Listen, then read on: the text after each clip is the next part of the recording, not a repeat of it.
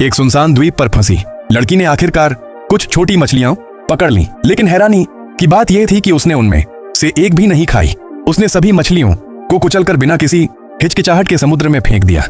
इसके बाद उसने एक नुकीली लकड़ी समुद्र के किनारे गाड़ दी, मानो किसी बड़े शिकार का इंतजार कर रही हो। मछलियों के खून की गंध से आकर्षित होकर एक छोटा शार्क वहां आ गया और लड़की ने मौका देखकर उसे पकड़ लिया। शार्क पकड़ते ही वह 3 साल के बच्चे की तरह खुशी से झूम उठी। लेकिन सबसे अजीब बात यह थी कि उसने उस शार्क को भी नहीं खाया।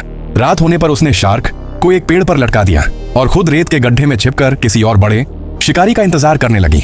इंतजार करते करते उसे नींद आ गई। जब उसकी आंख खुली तो पेड़ पर लटका शार्क गायब था।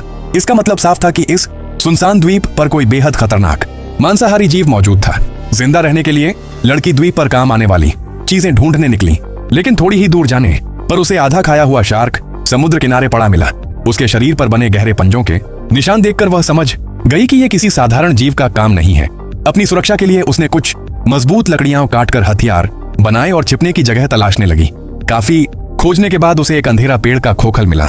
जैसे ही वह धीरे धीरे उसके पास पहुंची, अंदर से अजीब सी आवाज सुनाई दी। उसने झुककर अंदर देखा, लेकिन वहां सिर्फ एक फंसा हुआ पक्षी था।